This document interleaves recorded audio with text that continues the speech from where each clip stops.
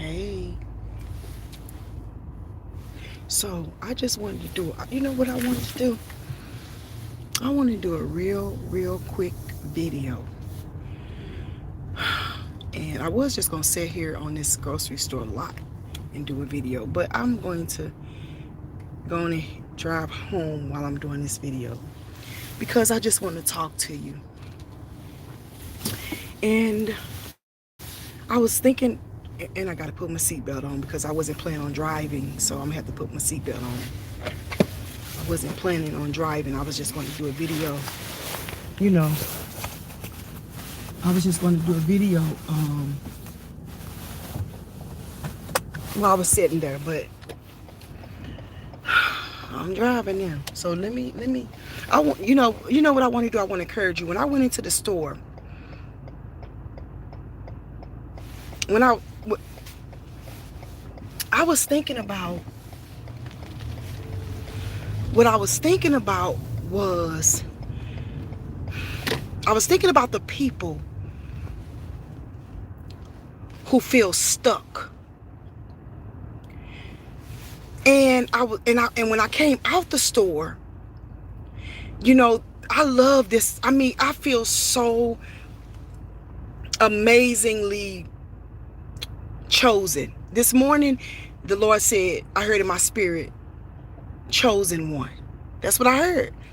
So I asked God, was he talking about me or was he talking about someone else in particular? I was thinking about one of my children. And with that being said, I'm very specific with God. Lord, okay, what are you talking about? I want to know for sure. I don't want to assume anything. I'm just not going to do that. So when I came outside, I just realized, I not realized, but I thought about how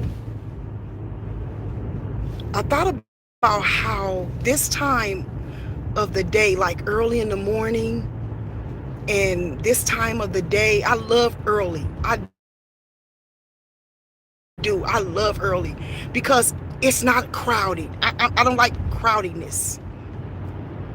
You know, today is a day where, man, it's just, I feel the Lord. I love this where I am today.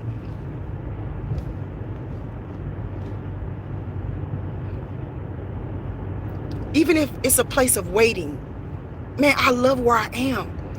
But so many people, okay, I'm going somewhere with this. Just please bear with me.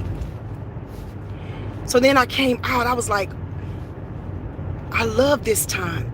You know, this is my time.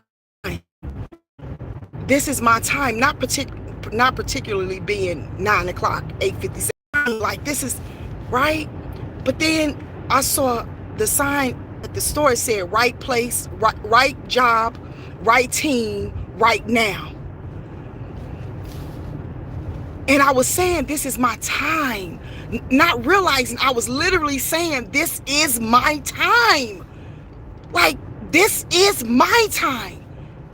The time I've been waiting on all my life. Okay? Then I thought about how it was a time when I couldn't see anything. I couldn't see my future. I couldn't see like the ideas and the opportunities. Oh man, I see. You can have an idea without the understanding or opportunity to produce the idea. It's just an idea. So that's what my life used to always be. Ideas. No production. Which left me frustrated, upset, angry. You understand? I mean, let's just be real. And look at that license plate. It says thirsty. See it? Thirsty. And that's where I am. I'm thirsty for Jesus. I'm so thirsty. I'm thirsty for him. That's yes. Anyway, You know, you have all these all these missed opportunities because you ain't at the right place at the right time. Emotionally and spiritually. Catch that, please. Because I was always chasing that dream, but not really going nowhere. Chasing it mentally. I was wore out physically because I was chasing dreams mentally, but wasn't moving and going anything. Wasn't applying it. Why? Because I couldn't see. I couldn't see how. I had no money. I didn't know when God was dealing with me about writing my first book. I mean, when it was time to really, when that thing was in me, man, that's the first time I ever felt something in me like that. Something was in me. And it made, like, when I went to the bookstore, I would just cry. So I wanted it so bad, I went to Michael's. This was in 2007, 2008. I went to Michael's and I tried to figure out how could I make a book. See, I'm talking about when you don't see your opportunities. I'm talking about when you can't see. I'm talking about when you stuck. I'm talking about when the devil trying to blind you, when he's blocking your blessings. We don't have to use no needle and thread no more to make a book. But when the devil got you blinded, when the devil got you sidetracked, when he's blocking your blessings,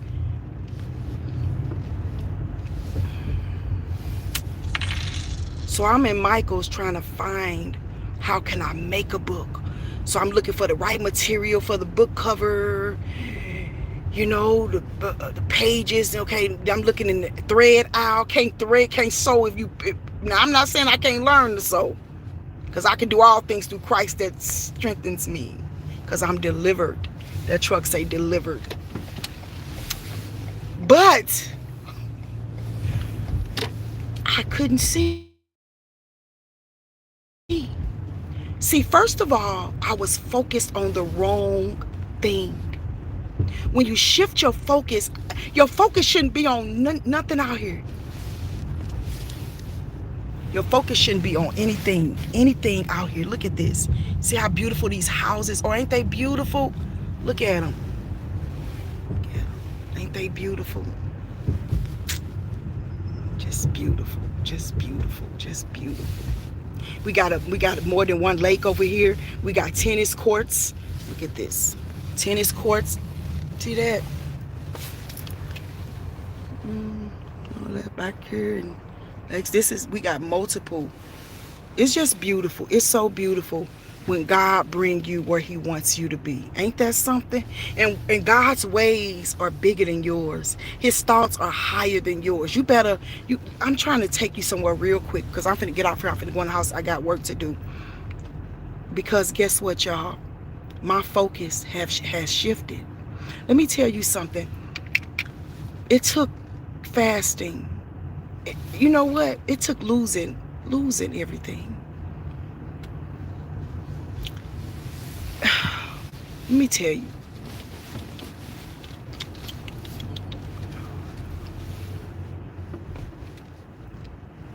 Let me just tell you real quick.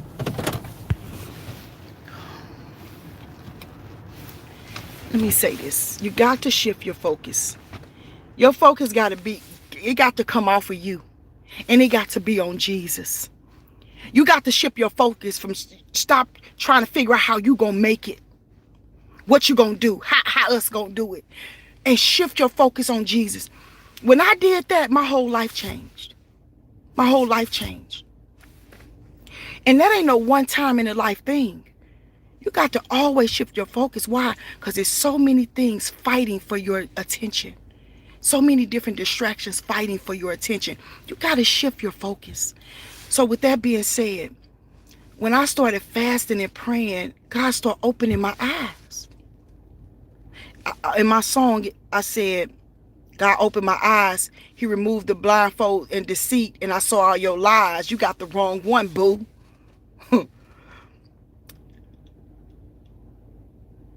Man, the devil had to back off so I can see. You can have an idea. And I'm in Michael's trying to figure out how to make a book. Literally with my hands, because I didn't see, because I didn't have no money. I didn't know that I could publish my books and have them printed and sent to me in the mail. Because I didn't have no money to go that route. And if I had money, I didn't know where to go. Start fasting and praying, not just with your books, but with anything, so that God can open your eyes, so you can see. Remember when Jesus told the blind man, and he rubbed the spit and rubbed the clay, and the man opened his eyes. He saw men as trees, walking as trees. And Jesus rubbed them again. He said, now open what you see.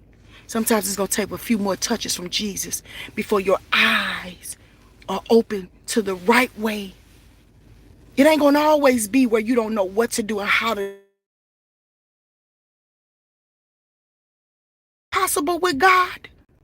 You better know it. You better know it. You better stop waiting on things to be perfect before you start doing what God called you to do. You just have to stop. You got to stop waiting on things to be perfect for you to do what God called you to do. You understand? You take care of God's house, He'll take care of yours.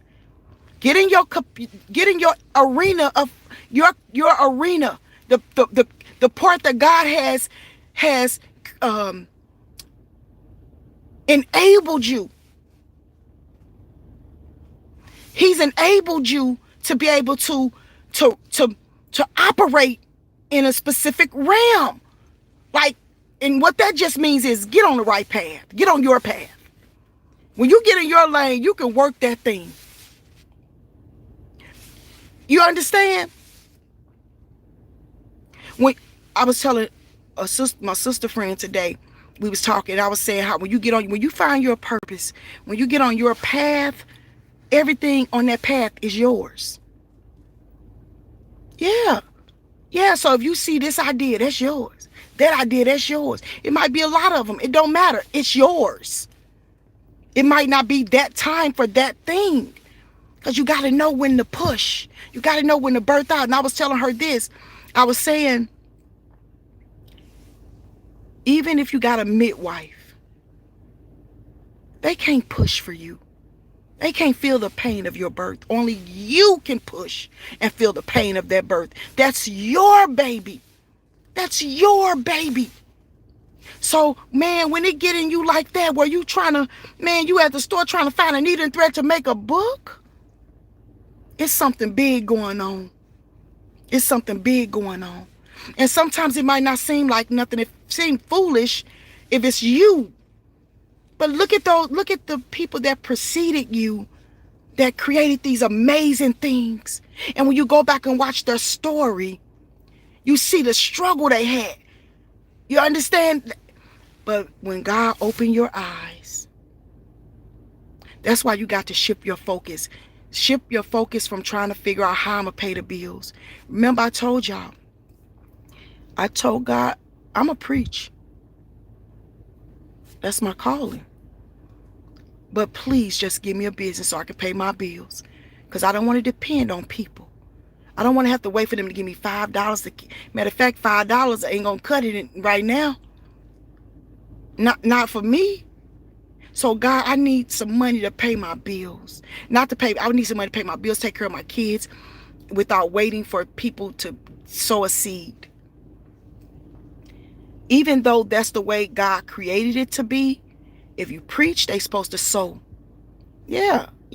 But people don't do that. So I saw that a long time ago. And I had enough sense, or was it my sense? It couldn't have been me. It had to be God telling me to pray that prayer. Because everything God told me to pray, that's what brought the solution. Not me just saying, ooh, I'm so smart, I came up with this idea. No. God, when you pray according to the will of God, boom. Shakalaka. Yeah, boom. I better be careful because some of this stuff be, you don't know what stuff you saying. You don't know what you saying. You know, I don't be knowing. You see a video and it say something about the Bible and the music they playing, then that music catch your eye, especially when you got a gift to, to do the music. You think that's something. You go to that thing, you say, what? Girls are players too. Hold up. Oh God, because I saw a video and it said Adam and Eve in the garden. So he had the apple, he dropped it, he said, hold up. And then the music playing in the background. I said, oh, I liked that song. I went to it and that girl was saying all this stuff. She talking about whatever she was saying. And she said that man got on the news because she disappeared. I'm like, oh God, I shared the little post. And this is a whole worldly song. So I don't know what shakalaka means. So please forgive me, okay? I had to research, so I have to be careful what I say, because I don't know what these people be talking about. Anyway, man, ain't nothing too hard for God. That idea ain't too hard for God. You know, that business idea, that invention, man, listen. Let's just say, shift your focus to God. Solomon asked for wisdom, not for him. He didn't ask for riches. He didn't ask for wealth. He didn't do it for him. Why are you asking for it? Why you want it? When you shift your focus, man, that's when God shift his focus. When you shift your focus, God will shift his. So don't run behind. Don't do it. Don't do it. Don't run behind. Let me show y'all. Well, baby, when I tell you, I went to the bank last week, or was it last week? And I opened up 5 business accounts separate from what I already got. 5.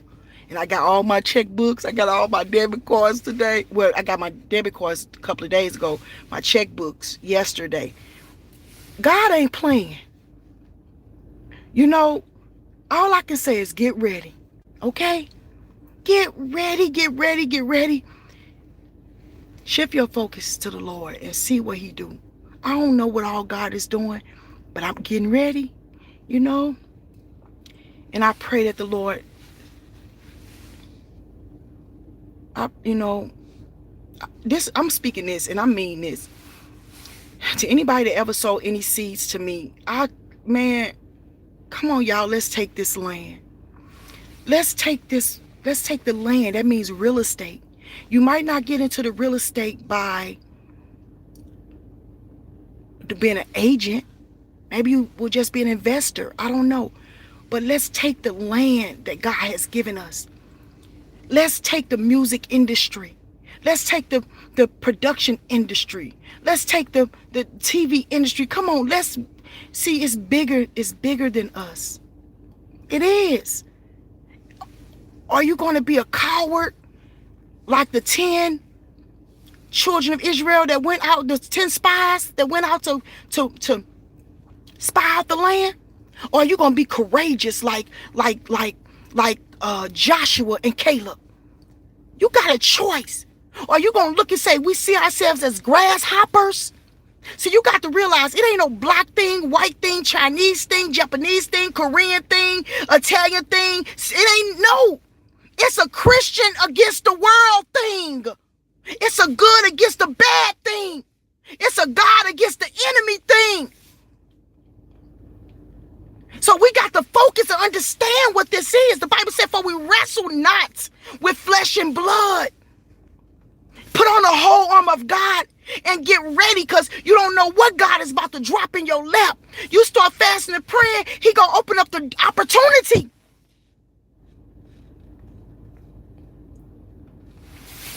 Anyway,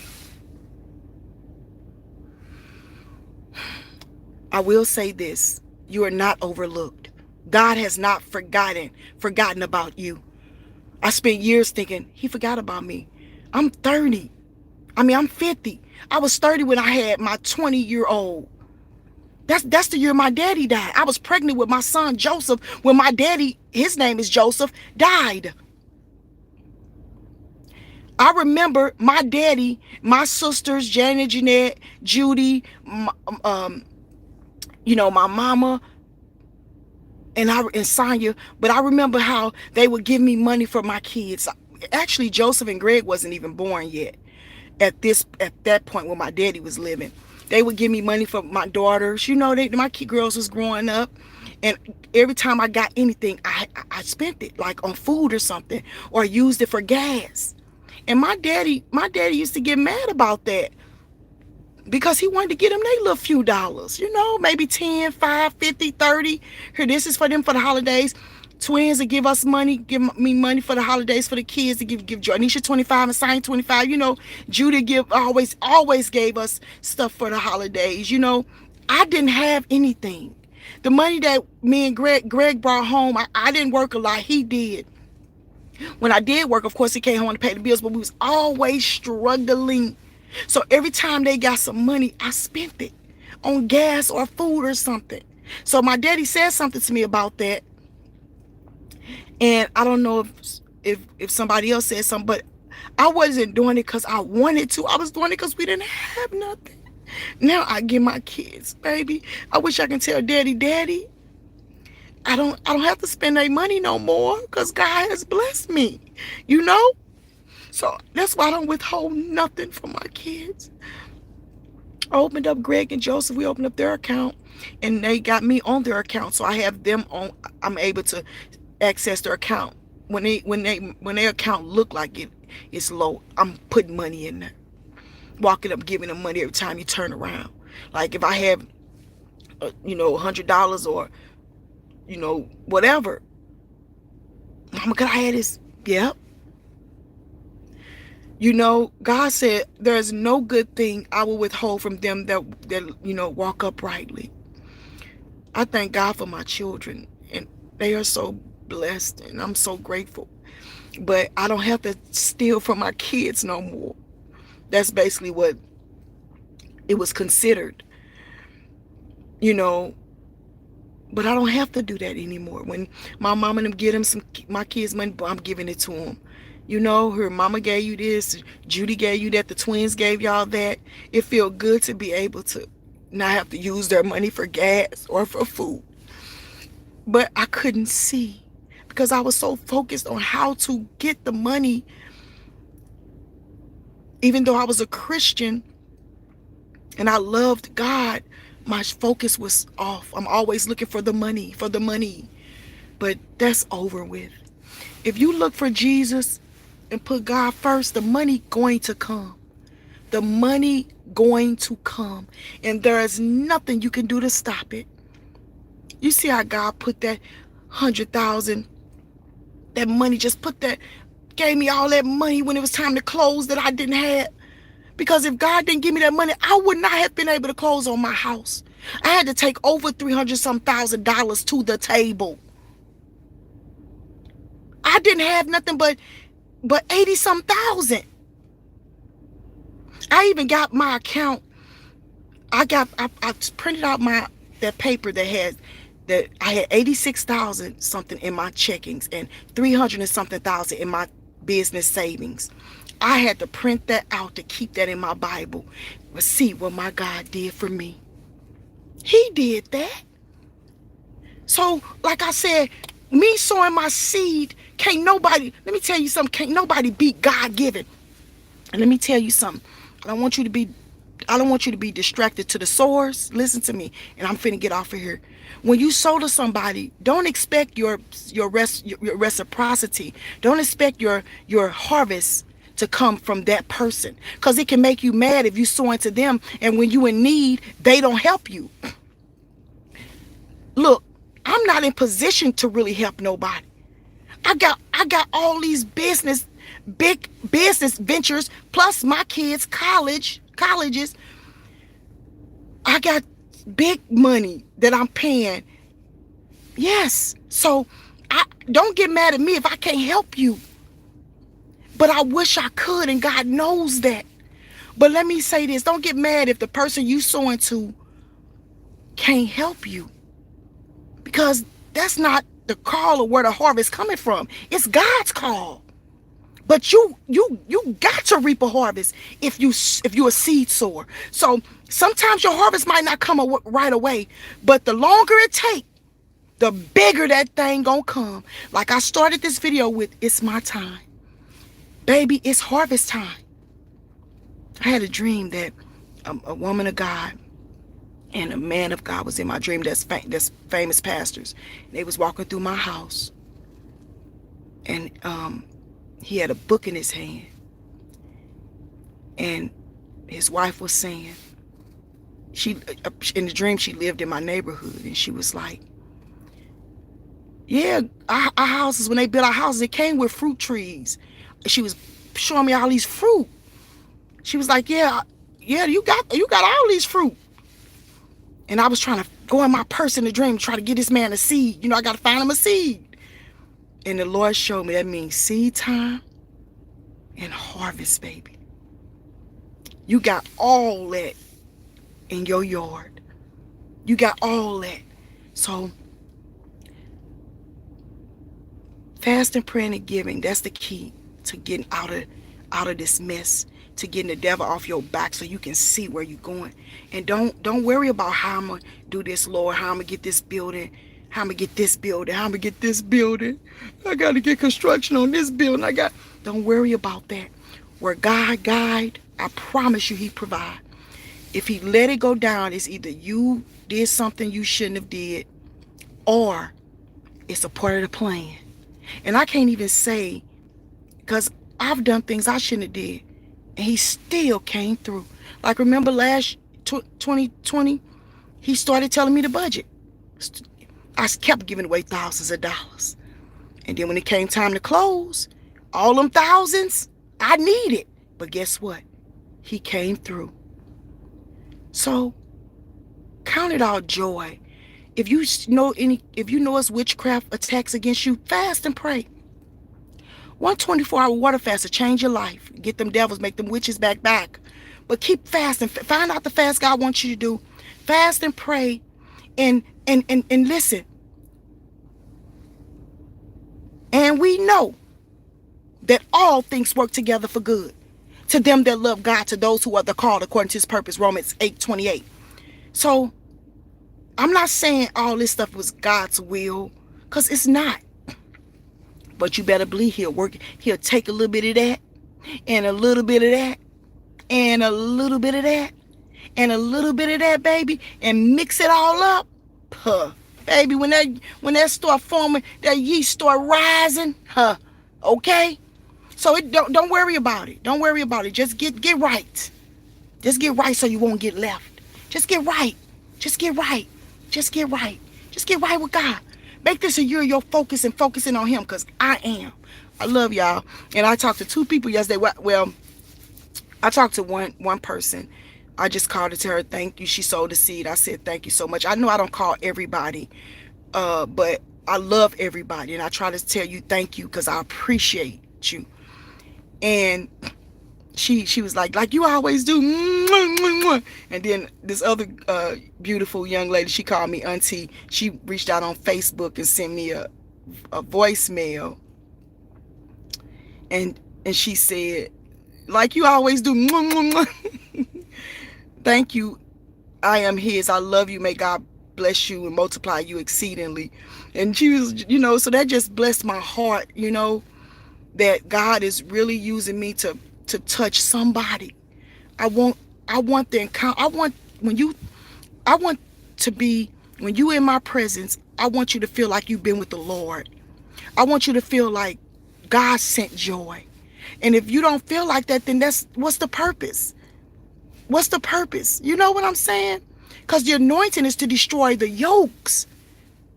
If I'm going to try to pimp somebody with the anointing, then who is that? Peter said, I see that you are poisoned by the root of bitterness. Like you want to use God's gift to pervert it? I'm not pimping. I'm not prostituting God's gift. If it's not breaking yokes, what is it good for? Absolutely nothing.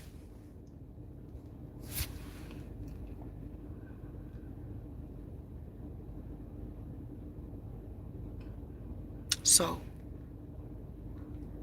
yeah, that's what she said. Got on a plane. I just want to have a good night.